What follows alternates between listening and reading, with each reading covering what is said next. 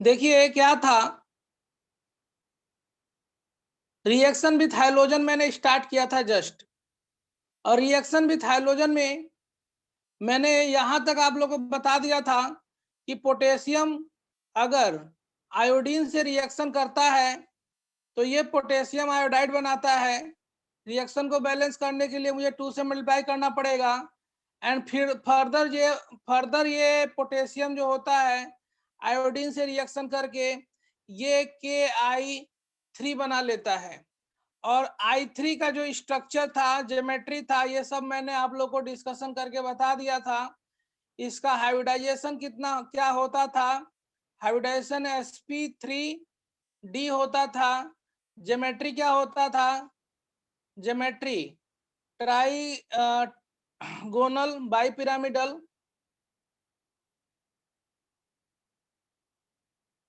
Bipyramidal, और इसका जो शेप था वो लीनियर हुआ करता था। ये जो शेप जो था वो लीनियर हुआ करता था।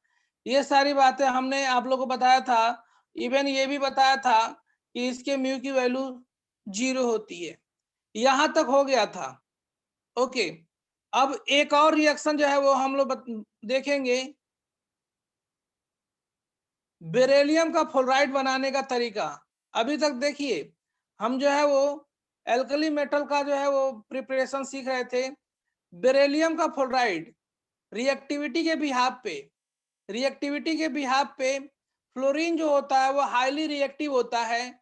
हाईली रिएक्टिव होने के कारण इसका डायरेक्ट फ्लोरिनेशन एल्कली या एल्कलाइन अर्थ मेटल से नहीं किया जाता है। तो बेरिलियम फ्लोराइड बनाने का जो मेथड है उसमें ये होगा बाई थर्मल डिकम्पोजिशन ऑफ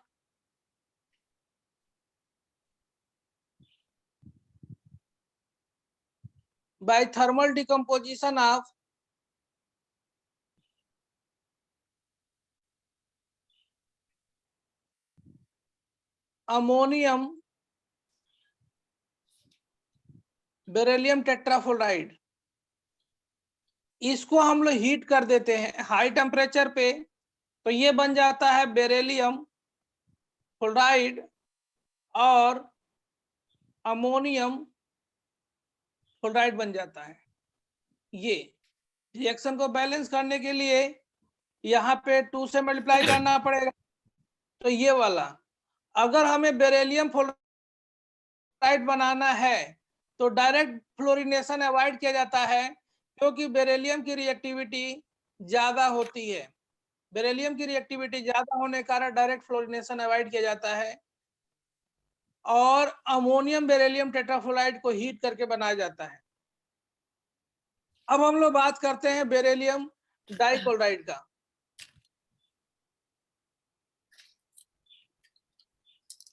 और ये जो है वो indirect preparation of beryllium fluoride है। इनडायरेक्ट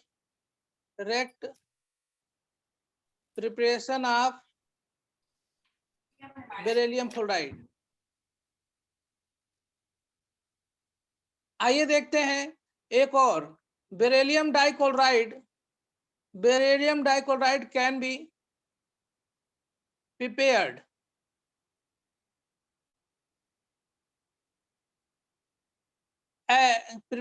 indirectly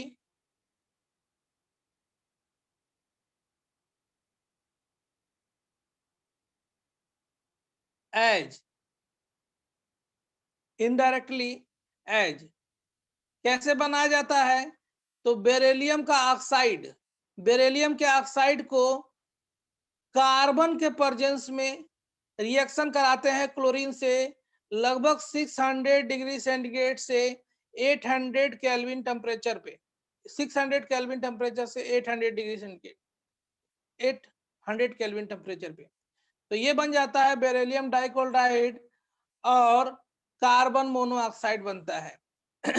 तो ये भी रिएक्शन जो है वो डायरेक्ट आप लोगों से पूछा जाता है कि बेरिलियम ऑक्साइड का क्लोरीन के प्रेजेंस में रिएक्शन कराएंगे तो क्या होगा।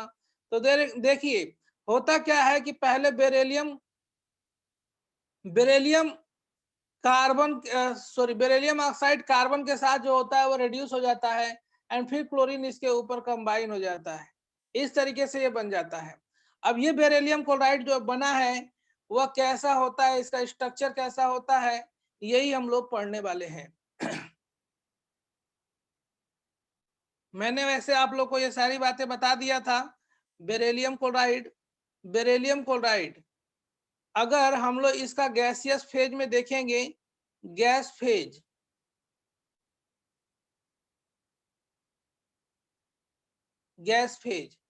तो गैस फेज में बेरिलियम ये लीनियर होता है। बेरिलियम क्लोराइड हाइब्रिडाइजेशन इसका sp होता है। इसका geometry Geetika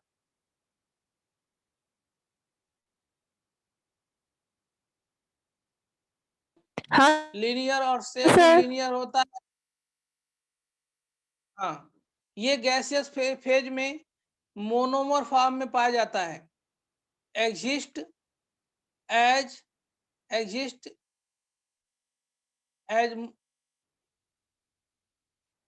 in monomer form, exist in monomer form in gaseous phase, gas phase. ये वाली बात आप लोग लिख लिए? हाँ सर। मुझे मिटाना पड़ेगा? ओके, चलिए,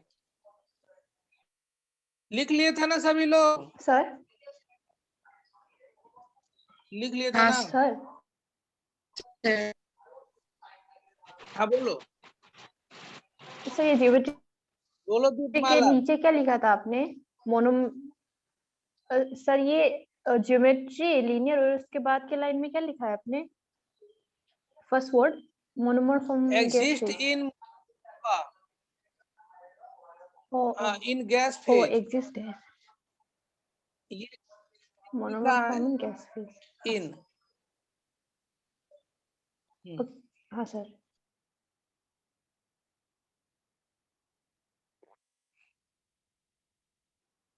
नेक्स्ट पॉइंट होगा कि अगर इसको हम लोग जो है वो लिक्विड फेज में देखें, बेरिलियम क्लोराइड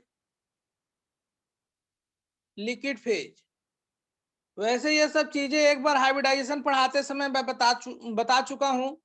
बोलो, बताया हूं कि नहीं बताया हूं? हाँ सर। सर देखिए, बेरिलियम क्लोराइड जो होता है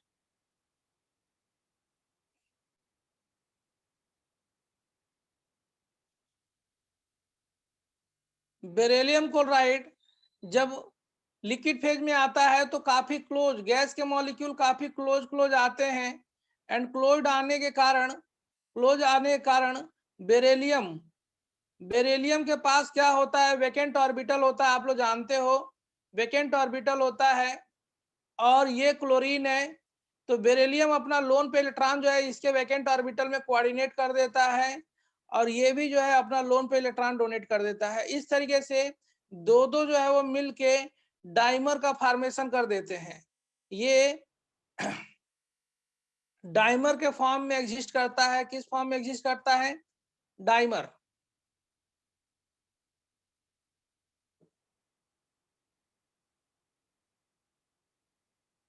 एग्जिस्ट इन डाइमर फॉर्म।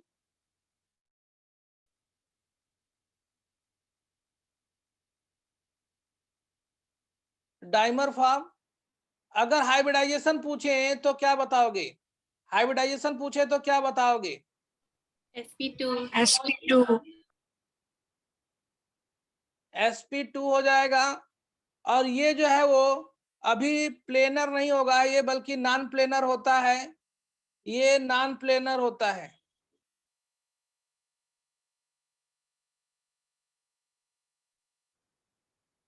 अब देखो, नॉन प्लेनर का मतलब ये हुआ कि यहाँ पे ये जो क्लोरीन है ये क्लोरीन थोड़ा सा सरफेस से ऊपर रहता है, ये दोनों के दोनों क्लोरीन सरफेस के ऊपर रहते हैं थोड़ा सा, ठीक है, रिपल्सन के कारण, तो ये प्लेनर नहीं रहते हैं। ओके, और देखो डाइमर के फॉर्म में हो गए, हाइब्रिडाइजेशन पता चल गया, नॉन प्लेनर हो गया, ज्योमेट्री तो आप लोग जानते ही हो। बाकी इसके बाद से अगर हम लोग बात करें अगर इनका सॉलिड स्टेट, बेरिलियम क्लोराइड अगर सॉलिड स्टेट में होगा तो क्या होगा?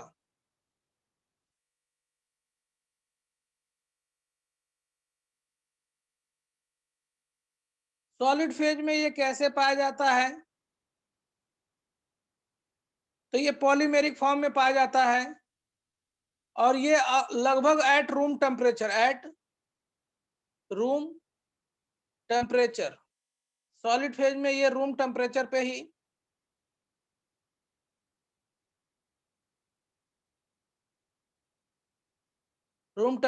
ही पॉलीमेरिक फॉर्म में पाया जाता है।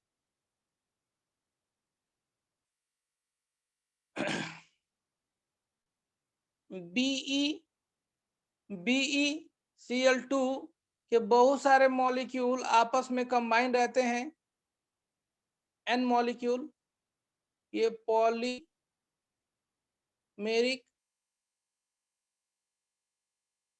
क्लोराइड होता है। देखिए कैसे इसका स्ट्रक्चर होता है वो भी मैं बता दूं आप लोग को। ये बेरिलियम क्लोराइड,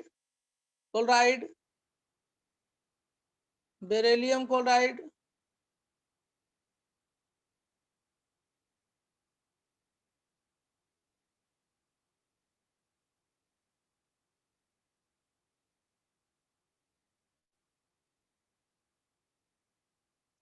इस तरीके से ये इसे कोऑर्डिनेट करता है, ये इसे कोऑर्डिनेट करता है, ये इसे कोऑर्डिनेट करता है, इसे कोऑर्डिनेट करता है, ये इसे कोऑर्डिनेट करता है, ये इसे कोऑर्डिनेट करता है, इसको भी कोऑर्डिनेट करने वाला कोई मिल जाता है, और इसे भी कोऑर्डिनेट करने वाला कोई मिल जाता है।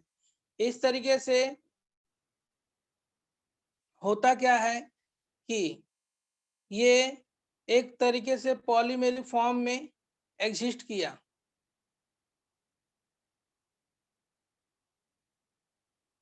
ठीक है, आप लोग देख पा रहे हो, बहुत लंबा चेन बन जाता है, और ये भी जो है वो नॉन प्लेनर होता है। हाइब्रिडाइजेशन क्या होगा जरा बताना आप लोग।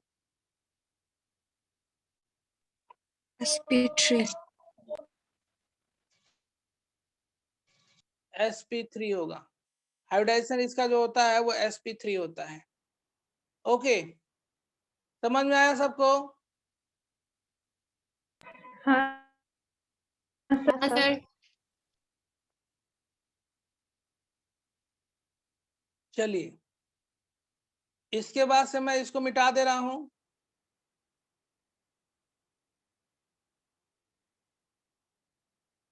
और मैं आप लोगों को बता दूं कि ये रूम टेम्परेचर पे एग्जिस्ट करता है।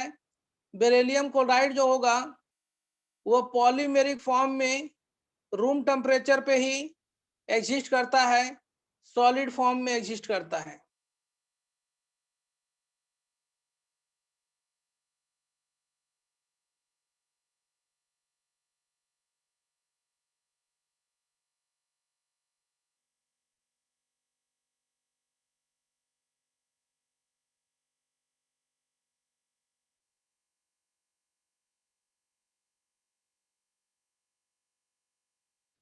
इसको अगर हम लोग हीट कर दें, तो हीट करने के बाद से ये डाइमर के फॉर्म में एग्जिस्ट करने लगता है।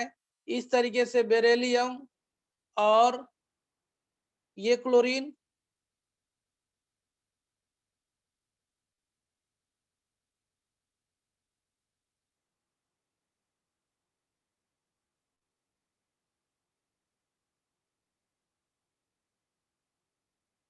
ये डाइमर हो गया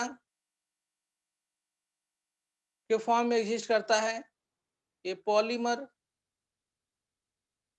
और अगर इसको फिर से फर्दर 1200 डिग्री केल्विन पे 1200 केल्विन पे हीट किया जाए तो ये मोनोमर के फॉर्म में एग्जिस्ट करने लगता है और गैसेस फॉर्म में हो जाता है।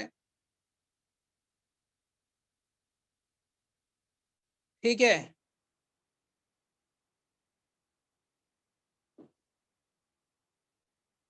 ये मोनोमर फॉर्म हो गया। ठीक है, हाइब्रिडाइजेशन यहाँ पे था sp3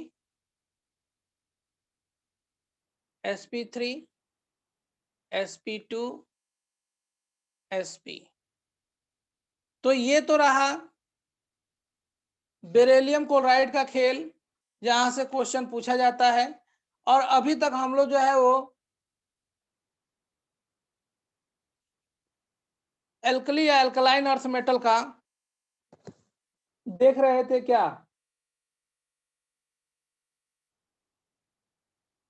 मेथड ऑफ प्रिपरेशन और उनका कुछ प्रॉपर्टी और भी देखेंगे।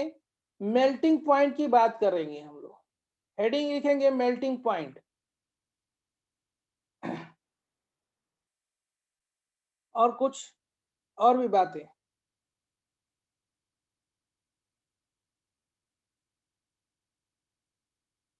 मेल्टिंग पॉइंट में सबसे पहले एल्कली मेटल का क्लोराइड हम लोग देखते हैं। देखो मैंने आप लोग को मेल्टिंग पॉइंट बताया था। मेल्टिंग पॉइंट जो होता है वो पैकिंग पे डिपेंड करता है। जिसका जितना ही क्लोज्ड पैकिंग होता है उसका मेल्टिंग पॉइंट उतना ही ज्यादा होता है। मेल्टिंग पॉइंट वैसे आयनिक कैरेक्टर पे भी डिपेंड करता है और साथ साथ लैटिस एनर्जी पे भी डिपेंड करता है। तो हम लोग यहाँ पे देखेंगे कि यहाँ पे जो मेल्टिंग पॉइंट होगा वो एक्चुअली डिपेंड करेगा लैटिस एनर्जी पे। Increase with increasing in lattice energy.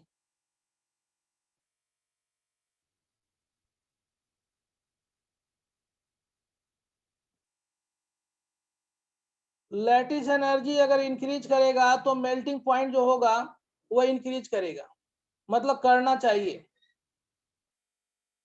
लेकिन होता क्या है कि इसके उलट जो है वो कुछ, कहाँ चला गया जी?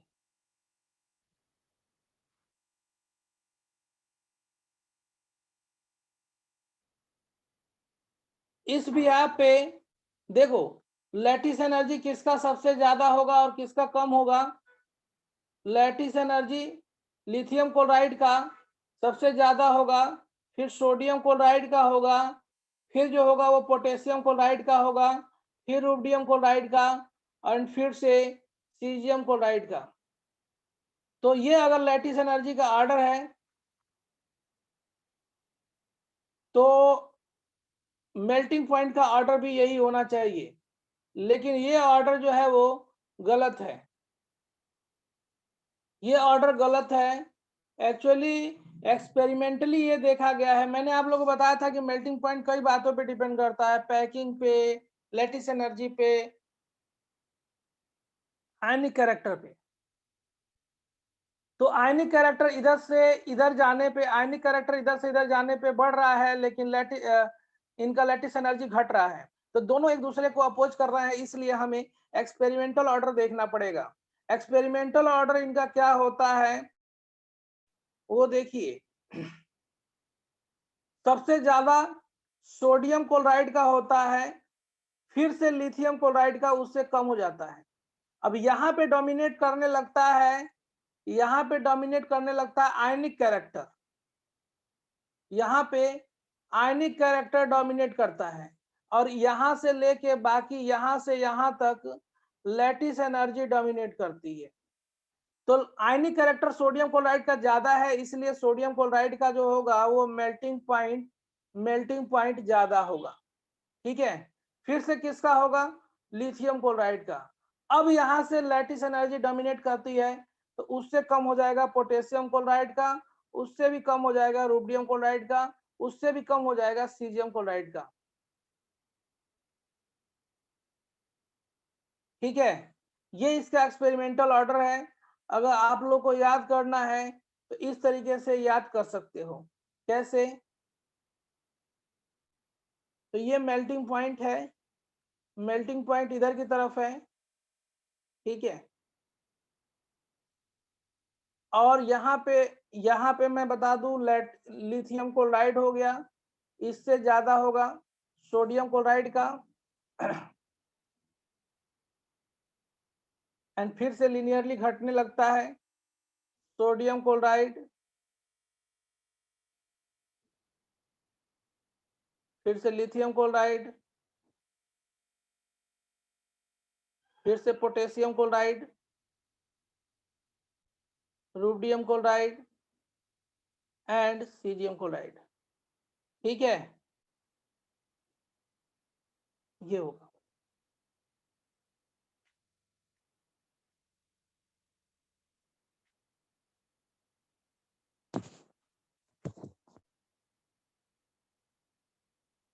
अब कुछ बातें और भी बताऊं इसके प्रॉपर्टी के बारे में, इसको पहले आप लोग लिख लीजिए। लिख लिया आप लोग?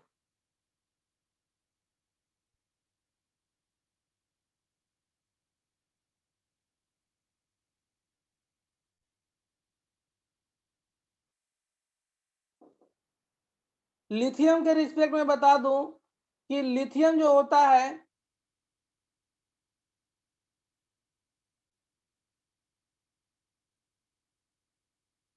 कि अगर ये आयनिक फॉर्म में होता है तो इसका हाइड्रेशन एनर्जी बहुत ही ज्यादा होती है, और हाइड्रेशन एनर्जी बहुत ज्यादा होने के कारण डाइहाइड्रेटेड फॉर्म में एग्जिस्ट करता है। यहाँ पे नोट के फॉर्म में लिखना आप लोग, due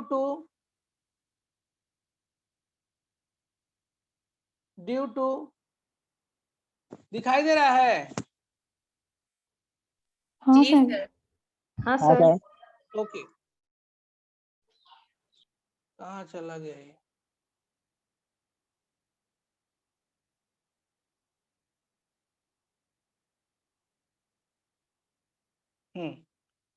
due to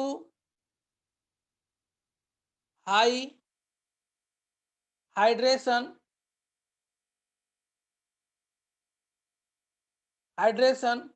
enthalpy, due to high hydration enthalpy of lithium,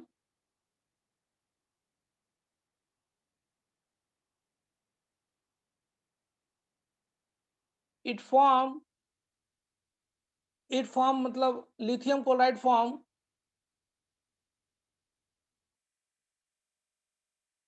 lithium chloride, ऐसे लिखो बल्कि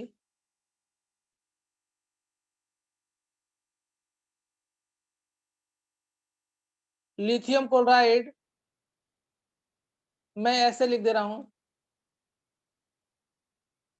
इट, और यहां पे लिख दूंगा ब्रैकेट में lithium chloride form dihydrate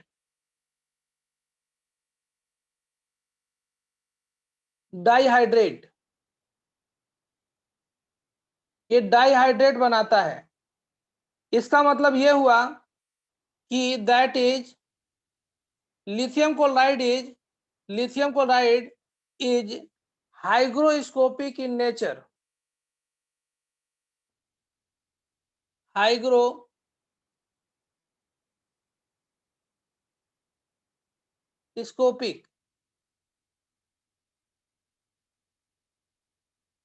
hygroscopic होता है एंड डेरिसेक्वेंट इन नेचर होता है।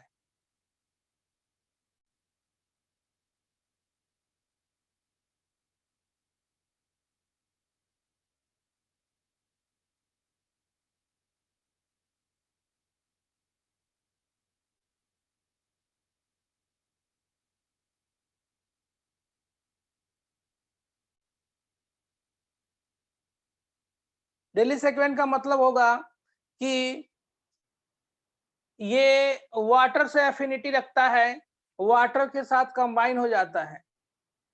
It form the dihydrate, dihydrate का मतलब exist as LiCl 2H2O, 2H2O,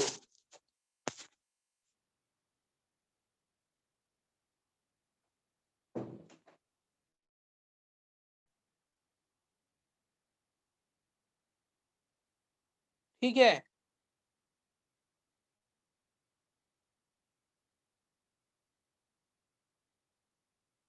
इस तरीके से एग्जिस्ट करता है। मतलब अगर वाटर में रख दो इसको, जो है वो मॉइस्चर में रख दो, लिथियम क्लोराइड को मॉइस्चर में रख दो, तो ये जो होगा LiCl2 मॉइस्चर को ऑब्जर्व कर लेता है और इस तरीके से फॉर्म कर लेता है। 2 वाटर मॉलिक्यूल इसके साथ एब्जॉर्ब हो जाते हैं, इसलिए इसे हम लोग डाइहाइड्रेट के नाम से जानते हैं। मेरी बात समझ में आ रही है? जी और क्यों सर। ऐसा होता है? हाँ क्योंकि सर। इस लिथियम की जो होती है बहुत ज्यादा होती है, हाइड्रेशन एनर्जी बहुत ज्यादा होने के कारण, मतलब कहने का मतलब यह है कि इसका साइज बहुत छोटा होने के कारण इसके चारों तरफ वाटर मॉलिक्यूल का सराउंडिंग बहुत ज्यादा हो जाता है, मतलब सराउंडेड हो जाते हैं। मैं आप लोग को बता दूं कि other metal of this alkali group do not form hydrated form, do not exist in hydrated form. Other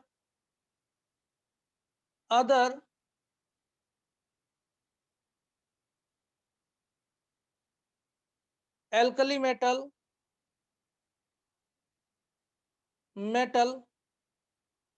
do not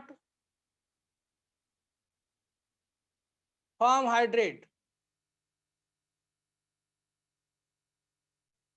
ये हाइड्रेट नहीं बनाते हैं। तो बहुत ही इंपॉर्टेंट है कि यहाँ से क्वेश्चन आप लोग से निकला कि which of the following chloride form the exist in hydrated form, कौन हाइड्रेटेड फॉर्म में एग्जिस्ट करता है?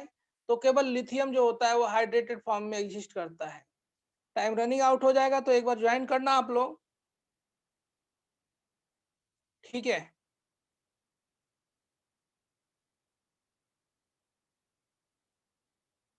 ये वाली बात आप लोगों को समझ में आएगा, याद रहेगा? हाँ सर। हाँ सर। हाँ, केवल लिथियम ही इस तरीके से एग्जिस्ट करता है। चलिए, अभी टाइम रनिंग आउट हो जाएगा तो आप लोग फिर से ज्वाइन करेंगे।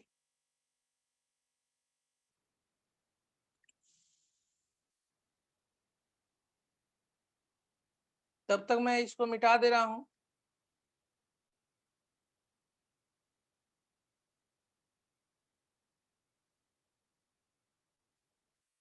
अब इसके